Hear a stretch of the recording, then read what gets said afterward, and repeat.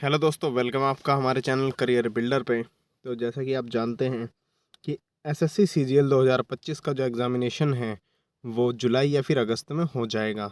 तो ये हम देखना चाहते हैं कि भाई हम इसकी तैयारी कैसे कर सकते हैं और कैसे 6 से 7 महीनों में ही हम अपना सिलेक्शन ले सकते हैं, क्योंकि जनवरी फरवरी तो निकल चुका है। तो अगर हम देखते हैं तो मार्च, अप्रैल, मई, जून एंड जुलाई, तो केवल और केवल आपके पास 5 महीने, और 5 महीने में कैसे आप तख्ता पलट कर सकते हैं, तो ये हम इसमें जानने की कोशिश करेंगे। तो सबसे पहले मैं आप लोगों को ये बता देता हूँ कि भाई स्टाफ सिलेक्शन कमीशन, जैसे कि मैं हर एक वीडियो में बताता हूँ कि जो स्टाफ सिलेक्शन कमीशन एसएससी है क्या। तुम एसएससी की तैयारी तो कर रहे हो, लेकिन तुम्हें ये पता नहीं कि एसएससी होती क्या है। तो एसएससी एक ऑर्गेनाइजेशन है जो गवर्नमेंट ऑफ इंडिया के अंदर उसकी वेरियस मिनिस्ट्रियर्स डिपार्टमेंट में वो जॉब प्रोवाइड करती है गवर्नमेंट ऑफ इंडिया के लिए सबॉर्डिनेट ऑफिस में। तो जो सबसे इसका मेजर एग्ज़ाम होता है वो एसएससी सीजीएल, जिसके बारे में हम आज चर्चा करेंगे। फिर होता है एसएससी सीपीओ, जिसमें आप एसआई बनते हैं। एसएससी सीजीएल में आप इंस्पेक्टर तक बनते हैं। इस इनकम टैक्स इंस्पेक्टर, सीबीआई में सब इंस्पेक्टर, या फिर नार्ग असिस्ट, वो सॉरी क्या नाम है, आप एक्साइज इंस्पेक्टर बनते हैं, इनकम टैक्स इंस्पेक्टर बनते हैं, और बहुत सारे तरह के इंस्पेक्टर इसमें बन जाते हैं। इसकी भी सारी पोस्ट के बारे में मैं आपको जानकारी ज़रूर दूंगा। फिर आते हैं एसएससी सीएचएसएल, जिसमें डाटा एंट्री ऑपरेटर बनते हैं, जूनियर डिवीज़न क्लर्क बनते हैं। अच्छा, फिर ये देखिए SSC GD, SSC JE, SSC MTS और एसएससी स्टेनोग्राफर के भी पेपर होते हैं। तो हम देख लेते हैं एसएससी सीजीएल के लिए आपको क्या होना ज़रूरी है। तो देखिए, सबसे पहले जो है आपकी बैचलर डिग्री किसी भी उसमें आपने की हुई हो, बस ग्रेजुएशन आपकी कंप्लीट होनी चाहिए। चाहे वो आपने बीकॉम किया हो, बीए किया हो, बीएससी किया हो, it doesn't matter, what does matter, बस आपकी ग्रेजुएशन कंप्लीट होनी चाहिए। फिर अगर हम बात करते हैं auditor, accountant, UDC, tax assistant और एसआई इन सीबीआई, इन सभी के लिए जो एज लिमिट रखी गई है वो दोस्तों 18 से 27 साल रखी गई है। जूनियर स्टैटिस्टिकल ऑफिसर के लिए 18 से 32 साल रखी गई है, जिसको हम जेएसओ भी बोलते हैं। और जो हमारी रिमेनिंग पोस्ट हैं, जैसे कि इनकम टैक्स इंस्पेक्टर हो गया, अच्छा वो तो यूडीसी में ही आ जाते हैं, और एक्साइज इंस्पेक्टर हो गया, बहुत सारी और जॉब भी होती हैं इसमें, जिसके लिए जो एज लिमिट रखी गई है वो 18 से 30 साल रखी गई है। अगर हम बात करें एसएससी सीजीएल किन चीज़ों पे होता है, एसएससी सीजीएल के एग्जामिनेशन में क्या आता है, क्या चीज़ें आपको तैयार करनी पड़ेगी ताकि आप इसका एग्ज़ाम क्लियर कर सकें और आप इनकम टैक्स इंस्पेक्टर या फिर सीबीआई में सब इंस्पेक्टर बन सकें, या फिर अकाउंटेंट ऑफिसर बन सकें, या फिर जूनियर स्टैटिस्टिकल ऑफिसर बन सकें। तो देखिए, आपको मैथमेटिक्स, रीजनिंग, इंग्लिश और जीएस में महारत हासिल करनी पड़ेगी।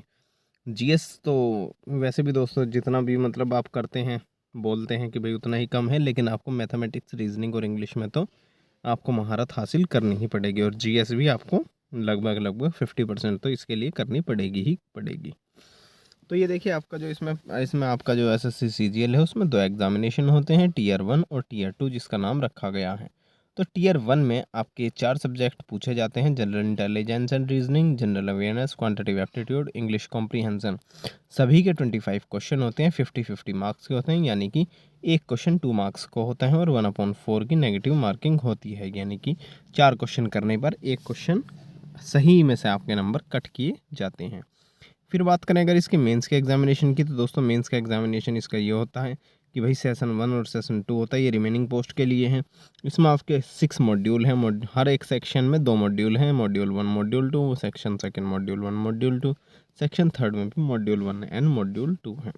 तो सेक्शन 1 और सेक्शन 2 इसके जो हैं वो जिनके वो सेक्शन है जिनके ऊपर मेरिट बनती हैं।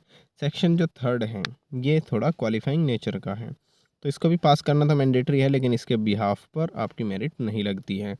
तो मॉड्यूल 1 में मैथमेटिक्स एबिलिटीज़ आती है, 30 क्वेश्चन 90 मार्क्स के आते हैं। यहाँ पर एक क्वेश्चन 3 मार्क्स का हो जाता है। रीजनिंग के भी 30 क्वेश्चन 90 मार्क्स के होते हैं। इंग्लिश के 45 क्वेश्चन 135 मार्क्स के, और जनरल अवेयरनेस के 25 क्वेश्चन 75 मार्क्स के। इन दोनों के लिए आपको 1-1 घंटा मिलता है। फिर मॉड्यूल सेक्शन थर्ड के मॉड्यूल 1 में आपको कंप्यूटर नॉलेज टेस्ट होता है, 20 क्वेश्चन होते हैं, 60 मार्क्स के होते हैं, क्वालिफाइंग नेचर का होता है, 15 मिनट में करना होता है।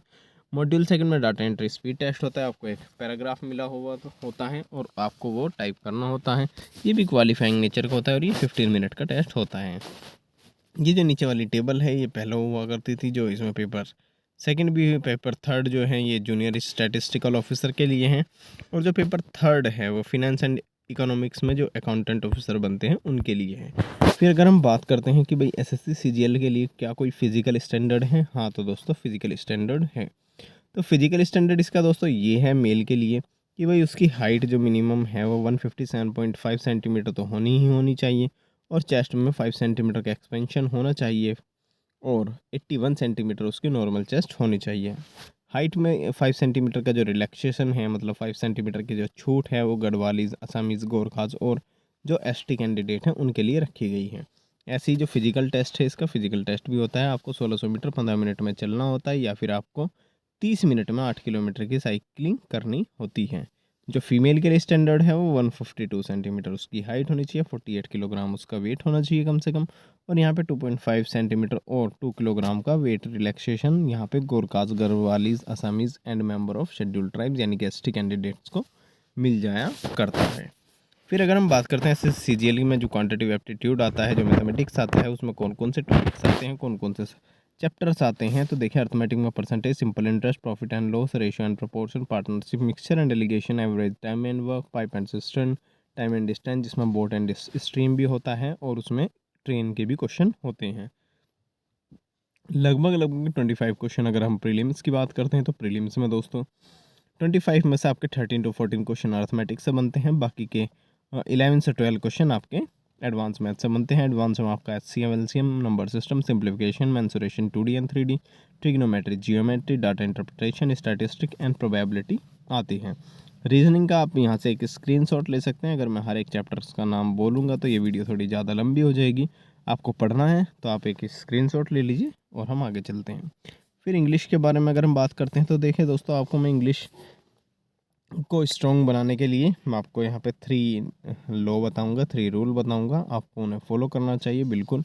फर्स्ट तो आपको रीडिंग करनी चाहिए, मतलब आपको इंग्लिश का एक्सपोज़र कहीं ना कहीं से लेना चाहिए। आप कितना भी वोकेबलरी याद कर लीजिए, जब तक आप इंग्लिश का एक्सपोज़र नहीं लेंगे, आपके वोकेबलरी अच्छे से याद नहीं होगी, आप प्रोनाउंसिएशन नहीं सीख पाओगे। अच्छा, आपको एक्सपोज़र लेना चाहिए, आपको रीडिंग देखनी चाहिए, आपको इंग्लिश में कुछ ना कुछ सुनना चाहिए, मतलब देखना चाहिए, पढ़ना चाहिए इंग्लिश में। फर्स्ट चीज़ तो ये हो गई। सेकंड थिंग ये है कि आपको जो अपनी ग्रामर है वो बहुत अच्छे से पहले कंसेप्चुअल पढ़नी पड़ेगी, और फिर उसके बाद प्रैक्टिस उसकी लगानी पड़ेगी। थर्ड रूल ये कहता है दोस्तों कि जो आप इंग्लिश को करते हो, आप उसमें एक थोड़ा मतलब टफ़ इंग्लिश को आप पढ़ने की कोशिश किया करें, जैसे कि द हिंदू एडिटोरियल हो गया, या फिर आप न्यूज़ चैनल्स को भी देख सकते हैं, लेकिन अब या फिर आप कोई अच्छे सा मतलब बुक भी आप देख सकते हैं। आपको खुद सेल्फ स्टडीज आप जितनी इंग्लिश में करोगे, आप उतने ही अच्छे हो जाओगे। आपको ये भी सारी चीज़ें पढ़नी ही पड़ेंगी।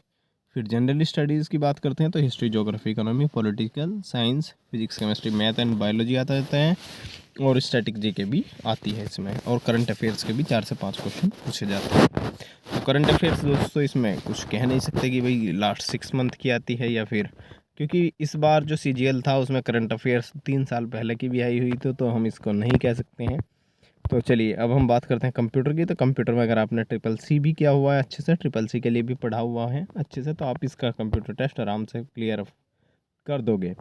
अब देखते हैं कि भाई एसएससी सीजीएल हो या फिर कोई अनदर एग्जामिनेशन हो, उसको अगर आपको पास करना है तो आपको देखिए कुछ चीज़ें नहीं करनी होगी। जैसे कि आपको ना एक ही सब्जेक्ट के बहुत सारे टीचर नहीं रखने हैं।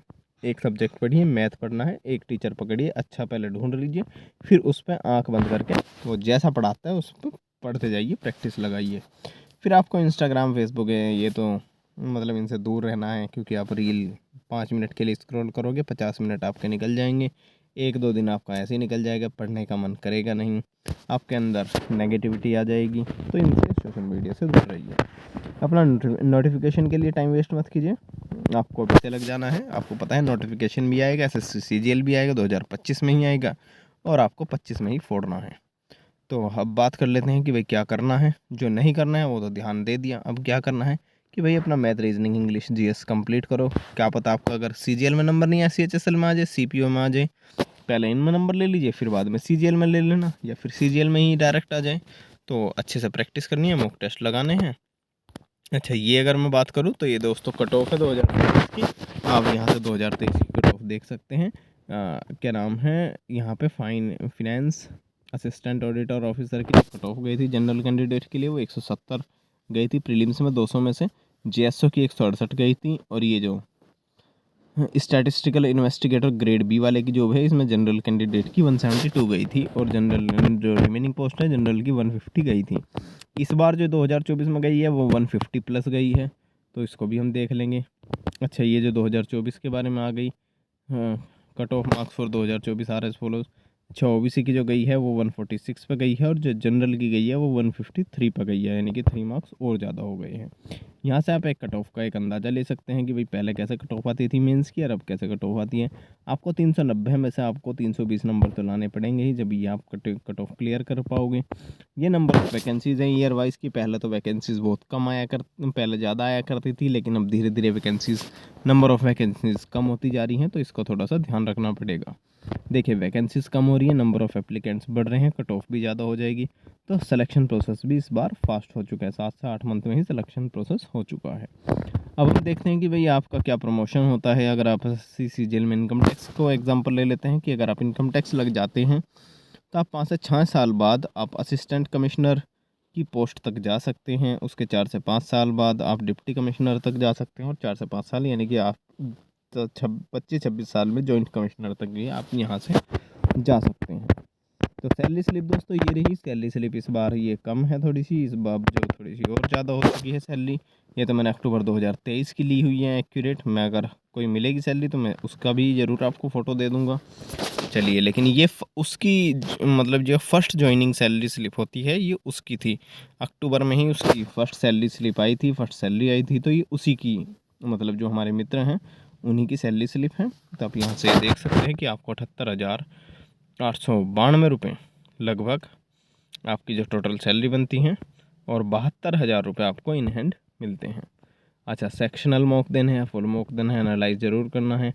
अगर आपको मैं बताता हूँ कि भाई आपको मॉक टेस्ट कैसे देना है, तो देखिए मैथमेटिक्स के लिए रखिए 20 मिनट, रीजनिंग के लिए रखिए 18 मिनट्स, इंग्लिश के लिए 12 मिनट्स और जीएस के लिए 10 मिनट्स, और इस तरीके से आपका 60 मिनट में आपका पेपर हो जाएगा।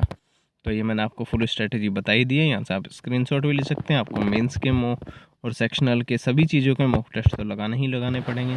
तो दोस्तों, उम्मीद है आपको वीडियो पसंद आई होगी। वीडियो पसंद आई है तो लाइक कर दीजिए, चैनल को सब्सक्राइब कर दीजिए और बेल आइकन को प्रेस कर दीजिए ताकि आपको आने वाली सभी वीडियो को नोटिफिकेशन मिल सके। अगर आप किसी और अदर एग्जामिनेशन की तैयारी कर रहे हैं तो आप चैनल पर ही आप देख सकते हैं, इस पर बहुत सारी वीडियो अपलोडेड है पहले से ही।